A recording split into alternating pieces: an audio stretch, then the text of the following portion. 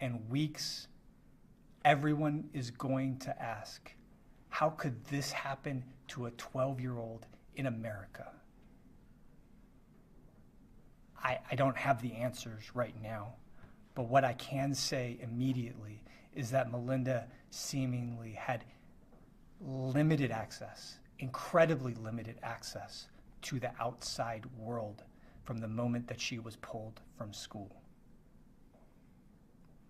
And what I can also say is that on Saturday night, when police and first responders truly encountered Melinda in a state where they could recognize something was wrong, they did everything in their power to save her.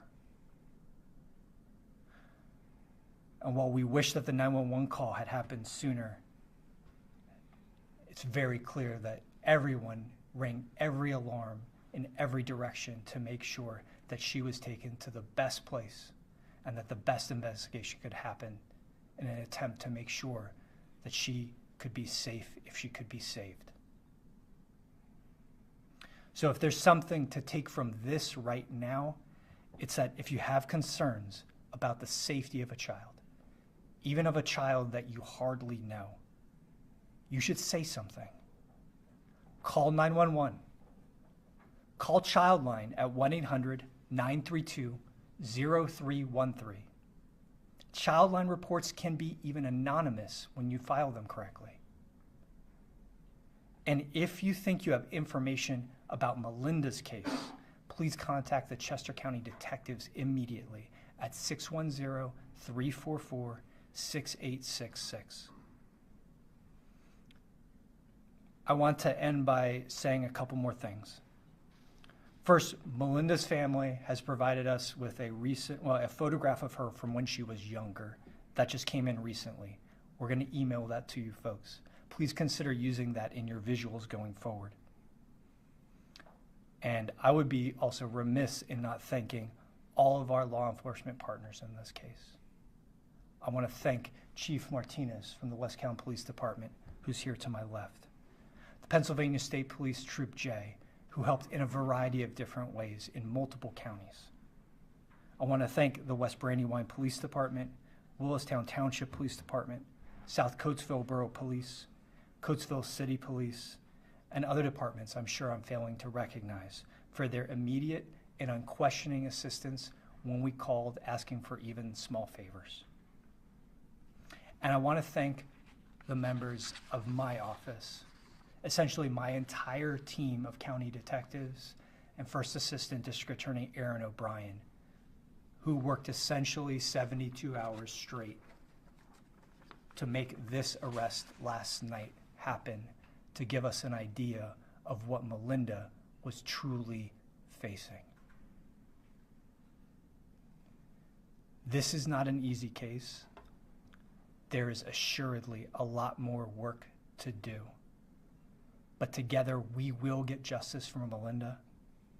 Our thoughts and our prayers are with her and her family. I'll now open it up to your questions. Were there other children in the home? Were there other children in the home? There's a 9-year-old child in the home that is Cindy Warren's biological child. He appears to have been very well treated and unharmed and is out of her custody currently, obviously. Did either of these two, Cindy in particular, have a prior history of abuse of a child? So I am ethically constrained from answering questions about people's criminal histories in these press conferences. You can consult the materials and make a determination on your advice. Who pulled her out of school? Who pulled her out, her mother or the father? Sorry, her biological mother is elsewhere in Pennsylvania. Her father and Cindy pulled her out of school is the best of our understanding currently. I know these two have been patiently trying to chime in. So, do you believe the abuse was occurring before she was pulled out of school, or the abuse started after that? We're still working on a timeline. We have a lot of electronic evidence that we are working through right now. So I don't want to give. I want to make sure that I give precise answers when we can. But right now I can't answer that. Has the school provided any information about her? Have you reached out to the school?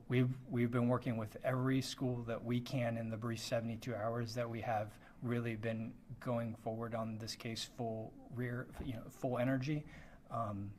So every agency that we've worked with has been cooperative so far. That's what I can say. Do you know if she was appearing in person in the cyber school, and by in person, was she virtually showing up on camera? She was virtually showing up on camera based on some of the videos that we reviewed, but she was shackled below for where the camera was. There was nothing, no red flags from what they could visibly see? No, I mean, when we executed search warrants at the house was in good condition. Currently, we do not see how anyone on the other side of that screen could have known what was going on. If that changes, we will update you. Okay, and that being said, if things are looking okay on their end, there's no in-person follow-up happening when someone's pulled out of school and homeschooled, that there's no obligation. I know you don't work for the district, there's no obligation for there to be home visits or anything like that if there's no red flags? We have a right to homeschool our children, right? And so while I think there was at some point a red flag raised by the school, back in the fall or early winter, I don't think there's anything anyone could have done at that time. We're still trying to determine what happened. Our focus has been on documenting and understanding injuries and pursuing charges. For clarification, well, one, how do we spell her name? You said Belinda or Melinda? Melinda. How do we spell that? I believe it's Malinda. Malinda. Last name is Hoagland? Yes, ma'am. And then when you said it seemed like the torment was systematic, can you clarify what you mean by that? We have dozens of videos that are date and time stamped, and it's repeated. It's systematic. Like routine? Like if you do this, this is what we do? I don't know. I would like. We are still processing it, but that's just how I, in normal terms, would describe it. Does she have a room in the house? Do they keep her in a certain area? Was she allowed outside? Any of that kind of thing? She has a bedroom in the house. She was at times shackled in the basement of the home. She was outside on I think rare occasions, right? She was seen at a campground in Lancaster County over the weekend, right? But that's as far as we've gotten in terms of how frequently she was outside. About that campground, is it believed that there was some abuse happening at that campground as well? Is that the second home for them? I mean, they would frequent Jellystone in Lancaster County with some regularity, but I can't pin. We don't have precise answers on that right now. Do you think the bike accident really happened? I'm not going to speculate on what it is. Whether it happened or not, it doesn't account for dozens of broken bones and a 12-year-old being 50 pounds. Did the abuse happen in the home, or were there outbuildings? There are outbuildings on the property. Right now, our focus is inside the home.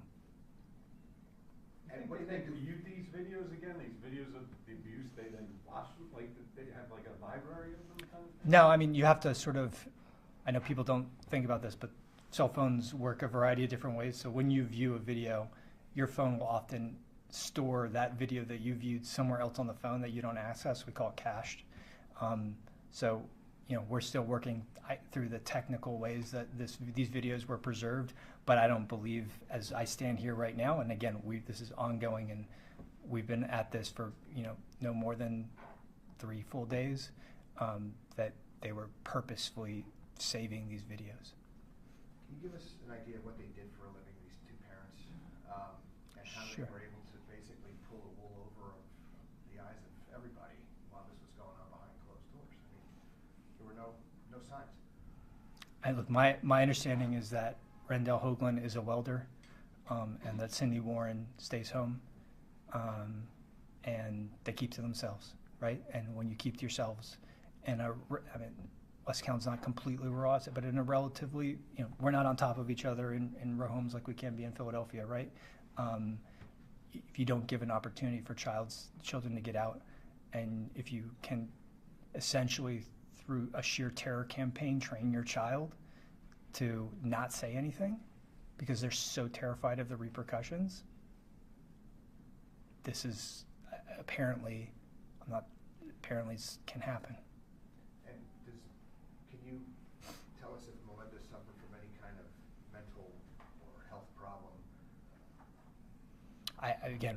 I don't, not to my knowledge as I stand right here, but we have a lot of medical records that we are slowly getting in that we need to review in this case. So I'm not That's just where we stand right now. I gotta ask you a human question. Sure. You said, broken and barely alive, evil and tormented for months, 50 pounds, covered in bruises, half dozen broken bones, organ failure. I'm reading here, she allegedly had a hood over her head. As a human being, when you look at something like this, what goes through your mind? I think we've all asked ourselves over the past few days, like, when the last time Melinda was ever loved. So it's an awful thing to think about. Do you have any sense of why she was targeted and not the other children? No, we're still investigating. Like I said, we felt like we had enough evidence to move forward with charges today, and we weren't going to wait another day to answer a lot of the same questions that everybody has. And we needed to make sure that, based on what we saw, that they were in custody as soon as we could put them in custody. That's what we did. So I fully expect that we will be back before you in the coming days or weeks to try and shed some light on that. I will also tell you that in my experience in cases like this, there are no answers that make sense. It's a reminder that there is evil in this world, and we all need to be vigilant for it and come together as a community to make sure that we can be safe. For clarification, you said attempted murder, but the docket says homicide, murder-homicide. What? I call colloquially attempt murder, attempt homicide. They're the same thing. Okay. So we can report that the charge that they're facing is homicide? They're charged with attempted homicide Okay. or attempted murder, whichever one you would like to choose. All right, well, if there are no more questions, I want to thank you all for coming and reporting on this very difficult case. Thank you.